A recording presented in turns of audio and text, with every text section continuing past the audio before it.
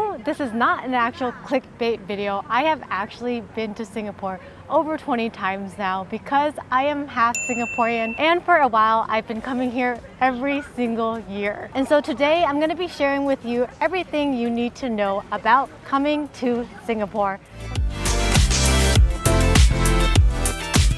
So when you arrive in Singapore, make sure you download the ICA app, and that's where you're going to fill out your declaration forms, and it will make it so much easier for you to clear customs. I mean, it is so much faster if you do it ahead of time. So I'll link it down below. And if you didn't know, Singapore Airlines is one of the best airlines in the entire world.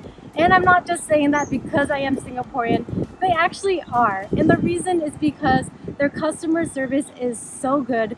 The seats are actually very comfortable, and the food, for airline food, it is amazing.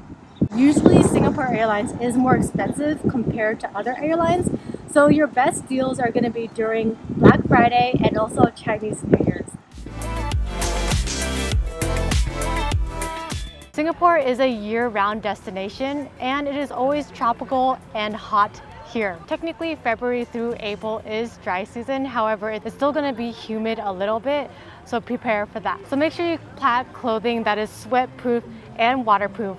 However, another important thing to note is that a lot of the restaurants here have dress codes, meaning that you can't wear tank tops or sandals or even shorts to the restaurant. So make sure you at least pack some shoes, some pants, and some t-shirts as well. Even though it is really hot and humid here in Singapore, all of the indoor places like the shopping malls, the food courts are indoors and have AC. And when I say AC, I mean they really blast the AC. Sometimes it can be extremely cold, like you're walking into a Costco refrigerator. So we just finished breakfast at Rise, which is one of the best breakfast buffets here in Singapore. However, we didn't even know this, but they actually have a dress code for men. You have to wear t-shirts and you cannot wear tank tops. So Chris actually got turned away from breakfast. He had to go back to his room and change. And here he is with his proper attire. So one thing about Singapore is that it is crazy tropical weather. It is always raining on and off all of a sudden. Right now it's thunderstorming, it's coming down really hard. So don't forget to pack your umbrella. One of the best ways to get around Singapore is with the subway station that they call the MRT. It is super convenient, super easy to use. You can just use Google Maps and it'll tell you exactly where to go. It is so clean. I mean, look at these floors. You just get an EasyLink card. They also have tourist passes that you can use. And you can also put it onto your phone or your Apple Watch if you have one, to make it easier. And it's also air conditioned, so it's very comfortable, not humid like the outside Singapore weather as well. They have a lot of rules here, so make sure you follow these rules. Do not eat or drink on the MRT. This MRT is going to cost us $109. This is what the taxis look like in Singapore. You can download an app called Zip, and that's how you hire your taxi. And you can still pay by cash or whatever, but this is just how you order your taxi. Very convenient, it's free to use, and it's kind of like Uber, but you can just, and it gives you an estimate of how much the ride's gonna cost. There's different ways that you can get your SIM card, and there's 4 major cell phone providers here at Singapore. There's Singtel, M1, Singapore Simba, and StarHub. If you get your SIM card at the airport, it is a lot more expensive. I mean, I accidentally paid $50 for 2 weeks for a SIM card. Or you can go to a local store and it costs a lot cheaper. It can cost $12 for 2 weeks, which is pretty good. The SIM card will allow you to use internet and cellular data anywhere in Singapore without having to be charged any international roaming fees. If you have the iPhone 14 from the United States, there is no physical SIM card, so you have to get a digital SIM card, and only M1 actually has that. So make sure you go to an M1 provider so they can hook you up with that. If you are at M1 and you're trying to activate it but it's not working, one tip is to take yourself off of airplane mode, and it'll make it a lot easier and faster to activate that digital SIM card. Now, one of the most common questions that I get asked when people are coming to visit Singapore is where to stay. This is just going to depend on your budget and what you want to do here. I recommend staying in Marina Bay Sands at least for one night to get the full experience. It's one of the top 40 largest hotels in the world, and they just opened in 2011, but they already renovated their rooms, which is only 12 years later, and the rooms look amazing. However, it definitely is more expensive than other hotels. So you might want to stay here for one night and then maybe stay at Orchard Road, where there's a ton of shopping and food, and it is very central for the rest of the stay. You can also stay at Sentosa Island. Sentosa Island is a man-made island that is right next to Singapore, and it's still part of Singapore. You can get there with multiple ways, either a cable car, the MRT, or a taxi just driving over the bridge. And Sentosa is known to be very resort-like, so all the hotels there are very there for relaxing, and there's a lot of kid-friendly activities to do there as well. They have tons of places to get massages at the resorts. Also, Universal Studios Singapore is there, as well as one of the water parks. And even the previous United States president stayed at Capella, which is a hotel at Sentosa. Clarke Quay is great for the nightlife, and Chinatown is great for the food and also the culture. We are currently at the famous Marina Bay Sands infinity pool right behind me. It's super early in the morning, so it's not that crowded. But this is what Singapore is so famous for, their infinity pool, which is at the very top of 57 floors, spanning 3 towers. So if you are a guest at Marina Bay Sands, you do get to go to the rooftop infinity pool for free, but each person needs to bring their own key card. They are very strict with that. You have to have a key card that is active. They make you scan and everything. They also have a ton of famous restaurants here. Michelin star restaurants like Waku Jin, Gordon Ramsay restaurants like Bread Street Kitchen, Wolfgang Pub, Din Tai Fung, so many restaurants. They even have a food court at the bottom. So if you don't want to spend the skrilla, you can still get affordable food at the food courts. Usually a standard room here costs anywhere from 500 to 700 Sing dollars. However, sometimes it can be extremely expensive if there's any special events going on. For example, my mom was trying to book a room here in March, and for some reason the rooms were over $1,000, and she didn't know why.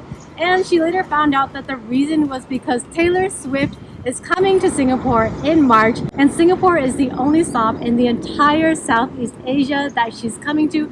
So everybody in Southeast Asia is coming to Singapore and staying in Marina Bay Sands because they want to see Taylor Swift. And because the demand is so high, that's why the rooms are so expensive. This is the Orchid Suite. So we have a nice entryway over here. Coming into the living room, we've got a nice, beautiful area to drink some TWGT. We've got all these espresso pods we can drink. Moving on to the sitting room, we got this giant TV. This is the closet. Look how big this closet is. Look at this beautiful bathroom. I love all of the backlighting. Got a nice little soaking tub. Let's check out the shower. Moving on to the bathroom. This is a Toto toilet that is a bidet, and it opens up for you to say hello. Let's move on to the bedroom. Look how comfortable this bed looks.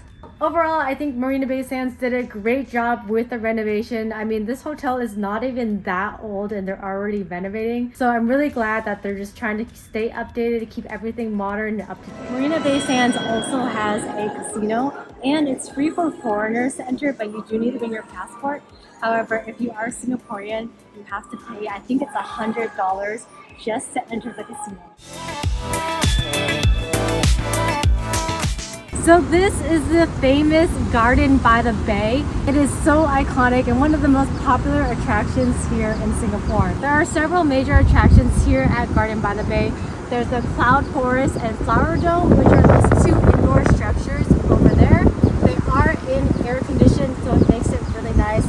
And this is the Super Tree Grove and the OCBC Skyway, which you can get amazing views, and it looks really pretty at nighttime. You can get here by taking the MRT to the Bayfront Station, which is the blue and orange line. Or if you're staying at Marina Bay Sands, the walkway to Garden by the Bay is right here.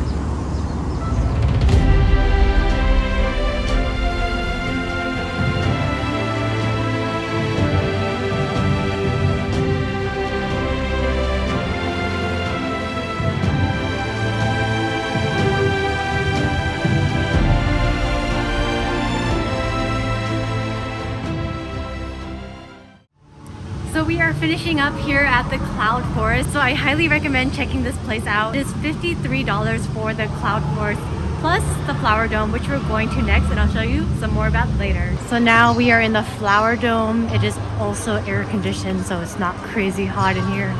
It's really nice.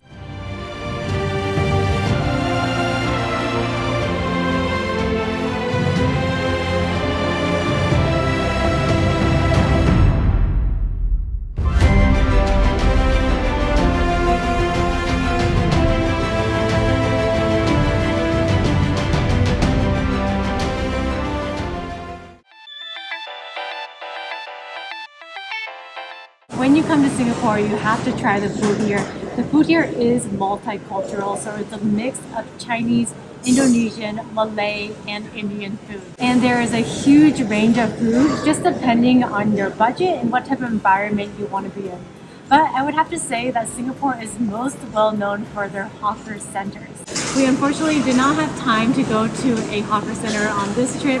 Right now I'm in a food court, which is kind of similar to a hawker center. There's two major differences. One is that hawker centers are outdoors and there's no AC, so it can be a little bit hot, versus a food court is indoors and it's under AC, so it's a lot more comfortable. The other difference is that the hawker centers are government owned, and so the rent is controlled. Therefore, the food is a lot cheaper. However, the food court prices are still very reasonable and very affordable compared to the United States. For example, a classic dish here probably costs anywhere from $5 to $6. So most of the food courts here in Singapore are either on the top floor or they're on the basement floor. So you either look at the top floor or the basement floor. Another tip about food courts and hawker centers is that they do not provide napkins.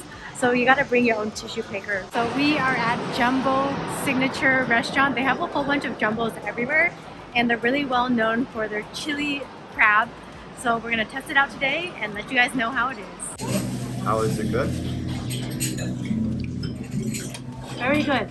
Very good lah. Very good lah. This is the famous chili crab from Singapore. As you can see, there is a little crab and their sauce is supposed to be really, really good.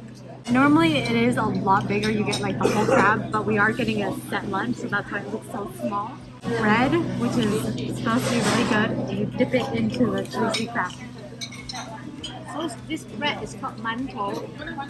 This bread is called mantou, according to my Singaporean mother.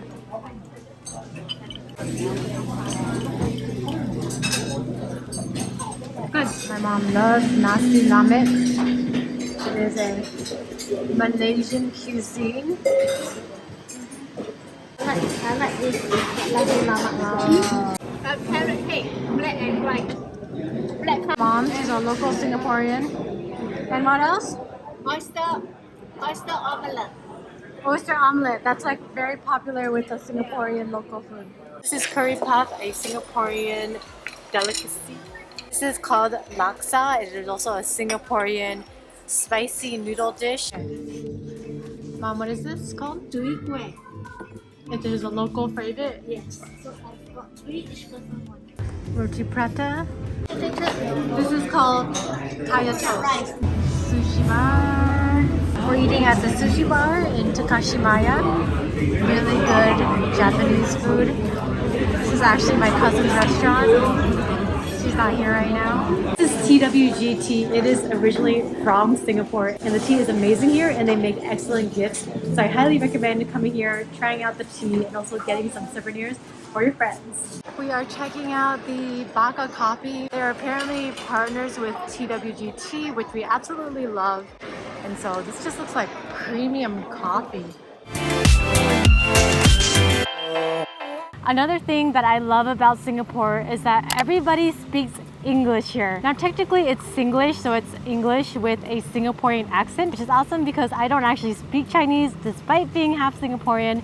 So you definitely don't need an English translator or Google Translate here in Singapore if you speak English. However, with the accent, sometimes it's a little bit difficult to understand because they do talk really quickly. Maybe I should speak in a Singaporean accent lah.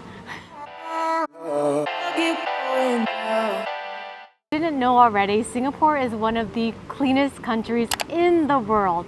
And it's because the laws here are very strict. So if you're littering for the first time, fine can be $1,000.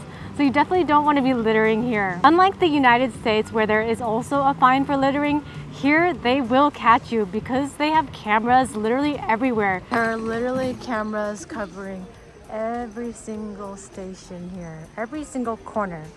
So even though you might not be caught on site, you might get a fine in the mail later. Especially in the touristy areas, every morning I see tons of workers scrubbing the floors squeaky clean. And that's how they keep it clean every single day. I mean, that place is cleaner than my house.